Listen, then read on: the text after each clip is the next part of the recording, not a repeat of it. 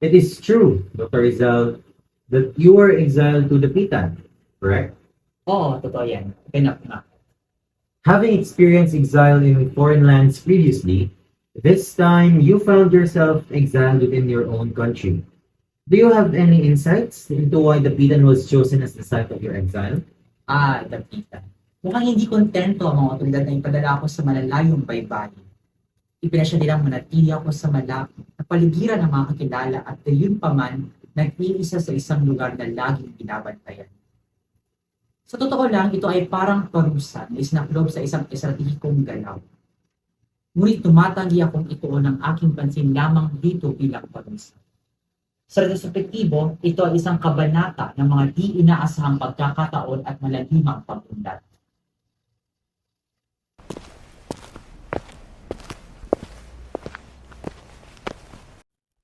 Ang mga panahong iyon ay kung saan ko nabuo ang mga masasayang sandali. Kahit hindi gaanong kakaiba, napuno man ito ng iba't ibang tagumpay. Masigla sa alala ko ang gabing Huwebes, ika-14 ng Hulyo 1892, kung saan ako ay hinatid ng mga gwardiya patungo sa steamer Cebu na naglayag patungo sa Ngayong pag-abot Dapitan. sa Dapitan, Dr. Rizal, ako si Kapitan Ricardo Carcinero.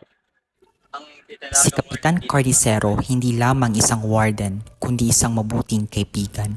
Sa bawat pag-uusap namin, ramdam ko ang kanyang mainit na pagtanggap at kabaitan. Dr. Rizal, it's fascinating to learn about your experiences here in the Pitan. You've been quite industrious during your exile. Can you tell us more about your life as a farmer and businessman? Si Senyoretana. Ang aking panahon dito sa Dapitan ay naging tandaan ng mga pagsisikap na lampas sa hangganan ng simpleng pagpapalayas lamang. Tinanggap ko ang pagkakataon na makiisa sa mga gawain sa agrikultura. Isinusulong ang mga modernong paraan sa gitna ng mga lokal na pagsasaka. Narito tayo upang magkaroon ng masaganang ani.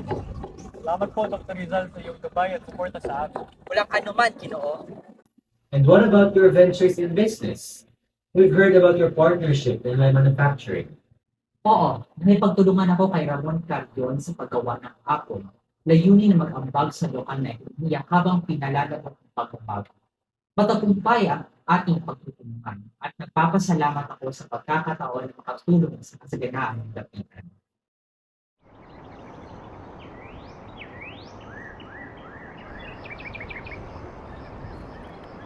Sa panahon ko sa Dapitan, ako ay naging aktibong magsasaka at negosyante.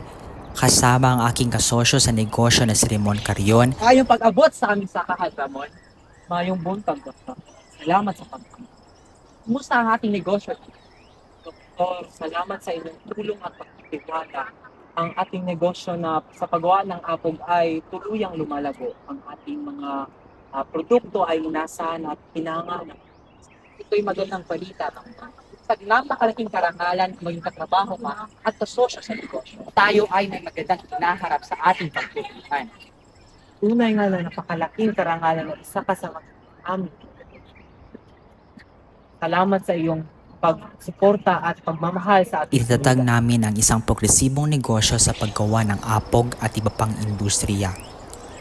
Ang aming mga pagsisikap ay nagresulta sa ekonomikong pag-unlad at pagbibigay ng mga bagong oportunidad sa mga residente ng lugar. Dr. Rizal, during your stay in the Pitan, you engaged in a notable debate with Father Pastels regarding religion. Can you tell us more about that?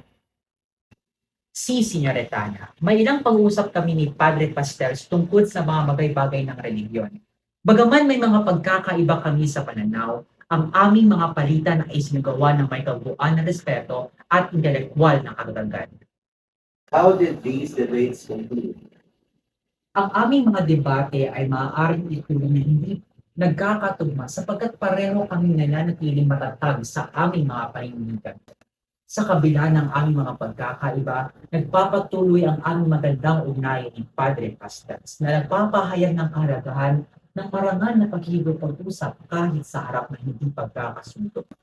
It's known that Father Sanchez, one of your former teachers from Ateneo de Manila, was sent to the Pitan.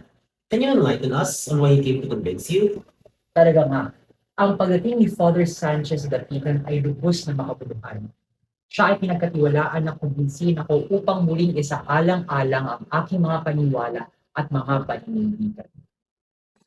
Father Sanchez, matagal na yung huli pagkikita natin. Kamusta naman yung pagdating? Mabuti naman, Dr. Rizal. Napakaganda ng lugar na ito. Napakalawak at tahimik. Oo nga, at ngayon, ikaw naman ang dumating. Ano nga ba ang hatol ng mga paring Jesuita? Pipilitin mo rin ba kung bumalik sa pananampalataya? Hindi, Dr. Rizal. Ako ay nandito upang makipag-usap sa iyo, hindi upang pilitin ka. Alam ko hindi basta-basta tatanggihan ang iyong paniniwala. Pagkatapos, ipinadala nila si Father Sanchez, isa sa mga paborito kong guro nung ako nag-aaral sa Ateneo. Ngunit batid niya na hindi niya ako magawang kumpinsihin upang baguhin ang aking mga paniniwala. Salamat sa iyong pag-unawa ka. Napakalaking tulog na sa lahat.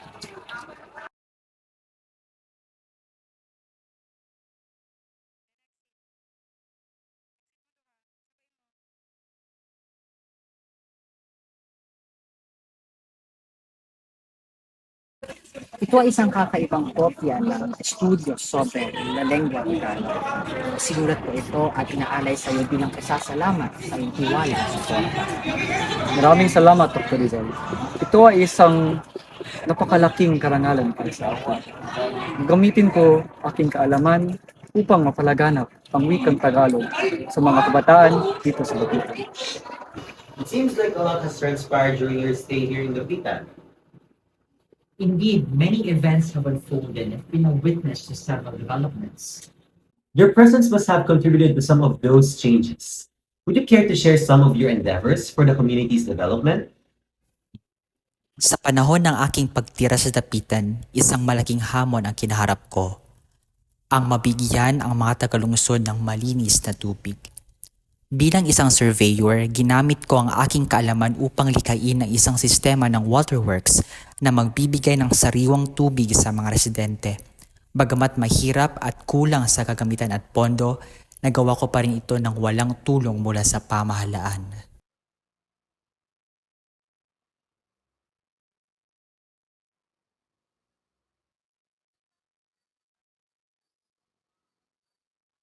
That is truly marvelous, Dr. Rizal. I heard you were a teacher back in Dapitan. Si Senyorita, isa sa pinakamahalagang bahagi ng aking pagtira sa Dapitan ay maging isang guro. Sa aking paglalakbay sa ibang bansa, nasaksihan ko ang sistema ng edukasyon ng ilang modernong bansa at plano kong magtayo ng isang modernong kolehiyo sa Hong Kong para sa mga batang Pilipino. Ngunit may ibang plano ang tadhana kaya nagpasya akong tatag dito sa Dapitan na noon ay unang at tanging formal na paaralan. Sa pamamagitan ng pagtuturo, ako'y nakatulong sa paglalaganap ng edukasyon sa komunidad, isang bagay na gustong pinapahalagahan. Sa bawat araw na nagtuturo ako, nadarama ko ang kasiyahan sa pagbibigay ng kaalaman sa aking mga estudyante. Naalala ko ang kanilang mga mukha na puno ng pag-asa at determinasyon na matuto. Ang aking buhay sa Dapitan ay tunay nga na nakahilig. Despite the idyllic life you had in Dapitan, did you have other engagements? Tunay nga, Senyorita, bagaman payapa ang buhay sa Dapitan, hindi ito nagkulang sa mga kaganapan. Sa gitna ng katahimikan, natagpuan ko ang sarili kong nakatulong sa pag-ibig. Senyor Tufet, may narinig akong mga klante tungkol sa isang magaling na doktor na taga-Dapitan. Si Dr. Rizal daw ang tawag sa kanya. Doktor, Rizal. Sigurado pa magaling siya. Oo, sinabi ng ating mga kapitbahay na may karanasan na sila sa kanya. Dr. Rizal. Ito po ang sulat ng rekomendasyon mula kay Julio Loret. Ako si Toper. Nagpunta po ako dito upang magpagamot sa aking mata. Salamat sa pag Nga pala siya, maaari ko bang malaman ang pangalan ng kasama? Oo, siya. Ito ang aking anak na si Josephine. Si Josephine Bracken, mapayat, may kulay kastanyas na buhok at may mga asul na mata na kumikislap ng kagandahan. Ang kanyang kasuotan nagpapahayag ng simple, ngunit elegante, at ang kanyang pagdating ay nagdadala ng isang atmosfera ng kasiyahan. Siya ang aking minamahal na dayuhan na puno ng kahulugan sa aking puso.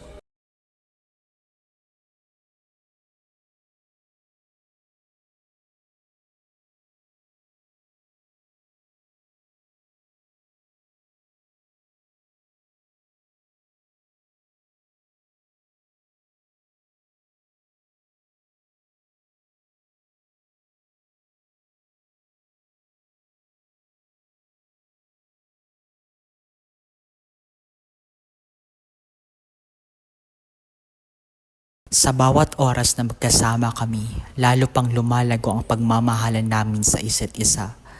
Nagpasya kami na ipagsama ang aming buhay magpakailanman sa pamamagitan ng pag-aasawa.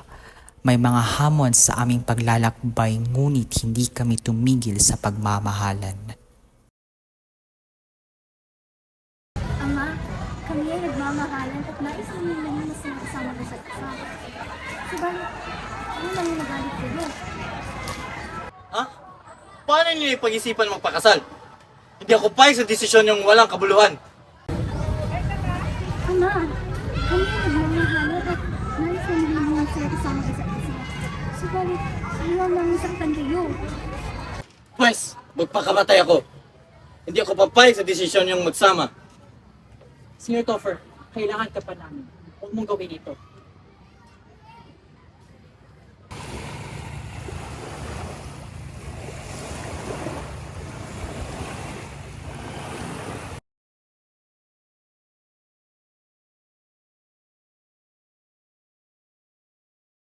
Ang mga sandaling iyon kasama si Josephine ay puno ng kaligayahan. Lubos kaming nagsasabik na salubungin si Francisco na pinangalanan bilang parangal sa aking ama. Ang lahat ay tila perpekto hanggang sa dumating ang isang trahedya sa aming anak. Deeply regret that such a traumatizing moment occurred, Dr. Rizal. I cannot fathom the depths of the pain we both endured. Indeed, it was a profoundly bittersweet event. This tragedy was exceedingly difficult for me, particularly for Josephine. It took us a considerable amount of time to mourn the loss of our child. Senyoritana, ang 4 na taong pagtapon sa tapitan na palipas na mabilis. Noong Hulyo 31, 1896, ako'y nakatakdang sumakay sa barkong Espanya patungo sa Maynila. Kasama ko ang aking asawa at iba pang mga kasapi ng pamilya at may mga kasamang pagpapalakas loob ni Kapitan Carnicero.